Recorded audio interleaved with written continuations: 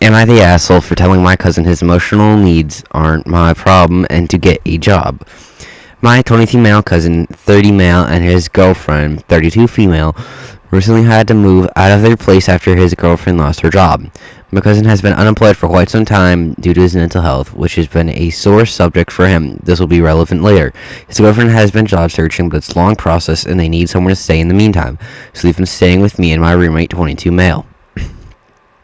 I didn't love this arrangement in the first place, since we have a 2-bedroom apartment and I've needed to move into my roommate's room to make space. But it's family and my roommate says he doesn't mind having me in his room for now. Plus my aunt is paying us, so whatever. The problem is that my cousin and his girlfriend have insisted on bringing their emotional support dog with them, not a service dog. It's technically fine in terms of our lease, and I don't mind dogs in general at first, so I said okay. But the thing has been a nightmare. It's loud, pees on our floors, and it's chewed up our couch pillows. Fuck. Hold on. My cousin and his girlfriend thinks this behavior is hysterical and endearing, but every time my roommate and I tried to bring up that we'd rather they find somewhere else for their dog, they go on and on about how they possibly can't part with their fur baby and just will not hear it. This all kind of culminated last night because my roommate had an important presentation this morning, so we tried to go to bed early last night, but the dog would not stop barking. My cousin's girlfriend were all like, "Aw, she wants to play." But my roommate and I were pretty annoyed. I told my cousin that this arrangement was not working and that he needed to find somewhere else to put the dog. He told me again that it's their fur baby, and his girlfriend started getting really upset and telling me we were making their dog feel unwelcome, and it was like asking them to part with their child. I told them that the dog is not a baby and that they need to take responsibility for it or find somewhere else for the 3 of them to stay.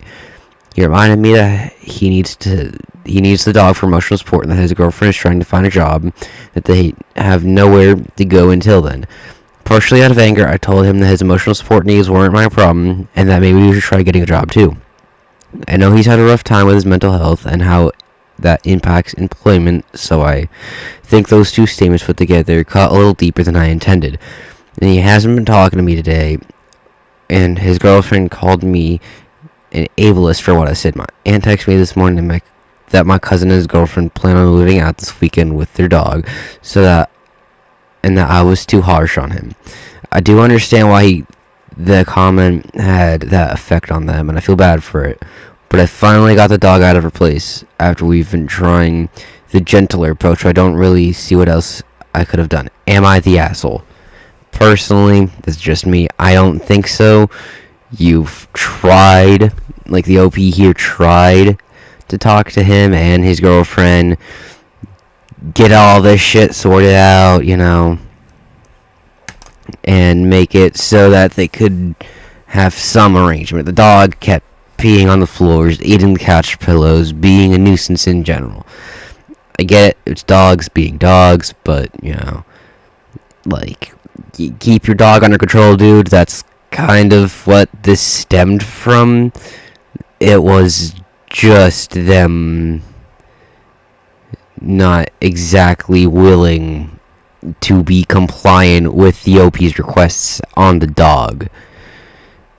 Story 2. Am I the asshole for not compromising, holy fuck, on renovation decisions with my girlfriend? I cannot fucking speak, holy shit. I live with my girlfriend, but the house is financially mine. I paid for the deposit, paid for the mortgage, etc. I am currently in the process of renovating my house, which I am paying for. My girlfriend and I disagreed on one of the big renovation ideas, and she suggested we compromise and meet in the middle. However, I said I'll not be doing so and will be sticking with my choice, which upset her. I understand that she lives in the house too, and it may feel like I am not making this feel like her home. But ultimately, I paid for the house entirely, so I believe it should be my way. I otherwise try to make her feel like it's her home too, e.g. she has brought in her own decorations, furniture, and never hold it over her that I own the place. But with such a big decision like renovation, I believe that should be entirely up to me. Am I the asshole for not compromising? Edit.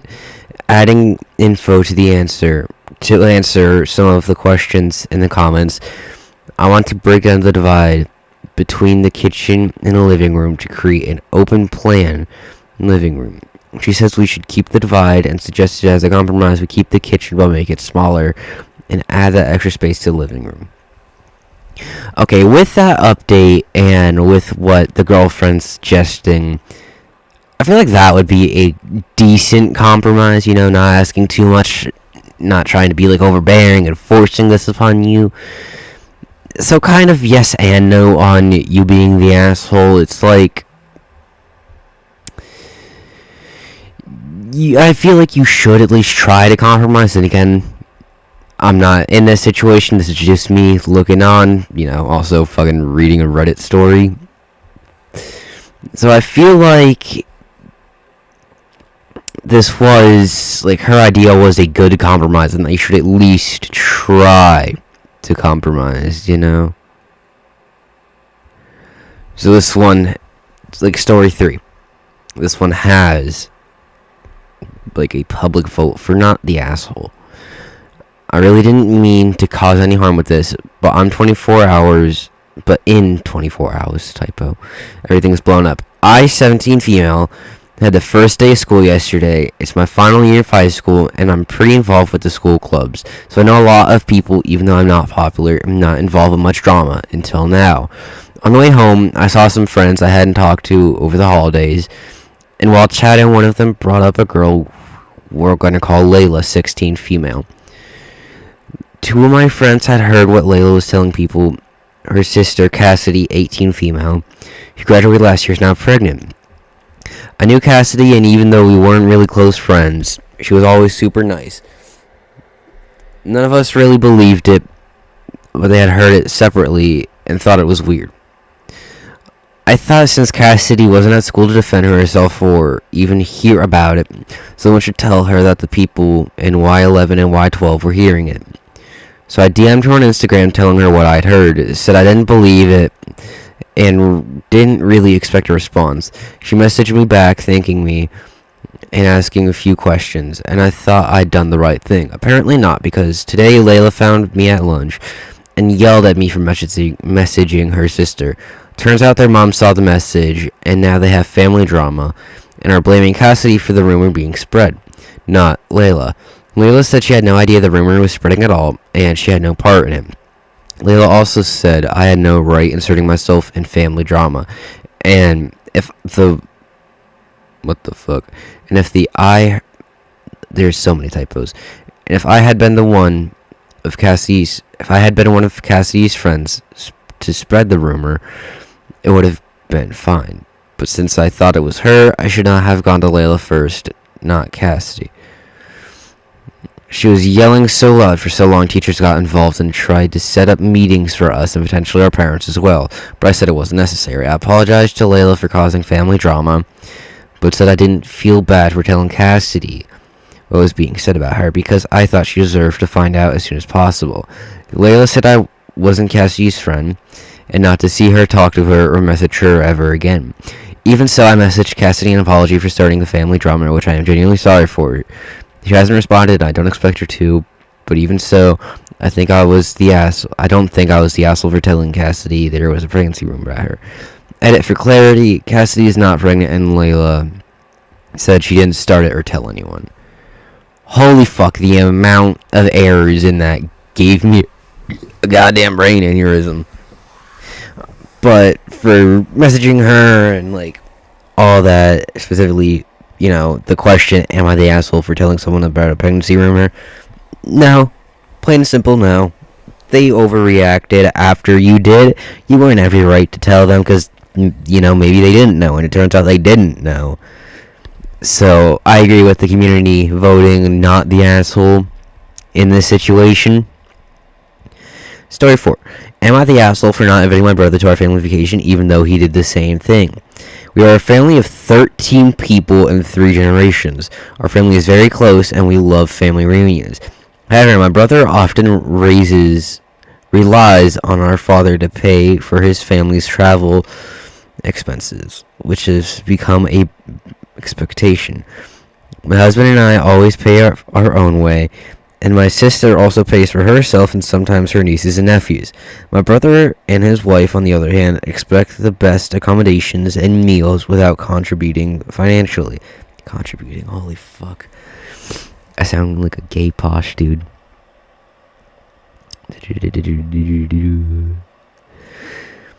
They also tend to make plans with other friends and ditch us during vacations. My brother and his wife earn about the same as my husband and me, and our parents are retired school teachers living on a fixed income. Due to financial limitations, our family reunions have become less frequent. My husband and I still go on vacation with our kids every year, sometimes joined by my sister and mom. My dad has physical limitations and only travels when he is well enough. My kids have been requesting a trip to my homeland where we have many distant relatives. We decided to keep our plans quiet to avoid being hijacked by the family. We booked an Airbnb and told only my sister, who decided to join us. This created an issue with my parents as they expected her to visit them. My mom eventually bought plane tickets for herself and dad using air miles without telling dad. So it's now the 8 of us going and decided not to invite anyone else due to financial restraints. I recently learned that my brother and his wife were also planning the same trip but with her friends. When they saw the cost, my brother called dad, hoping he would pay for it. However, my parents have faced financial hardships recently. Dad did not fund my brother's trip, and my mom secretly told my brother about our plans, asking him to reach out to me. He never called and canceled his plans. My sister accidentally told one of our nieces about the trip, who then informed her parents. My sister-in-law was furious. She told me she would have invited us if they were planning a trip. I told her I knew of her travel plans and we were not included. I then suggested we go on a family cruise and would be happy to plan it. I reached out twice with the suggestion, but she has not responded. I think I just had like 70 fucking aneurysms in that, but no, you're not exactly the dick in this situation if they didn't even plan on inviting you in the first place. It's such a hypocritical move for them to go and immediately be saying you didn't invite us. But when they were planning their plans, they didn't even think of you. It was just them and their friends. That's it. That's the extent of it. No one else, nothing. You were doing it for financial reasons, and you knew they wouldn't be paying for shit. They would just be like relying on you the entire trip. Not exactly the best move. Wouldn't be the best financially for you because of this, you know. Like, you would be, like, fucked out of your wallet, essentially, and that's not good, and honestly, not the asshole in this situation. That's the end of that. I hope you enjoyed today's video. This is new for me. Please make sure to go like, subscribe. Want to one day reach 10,000 subscribers. Peace.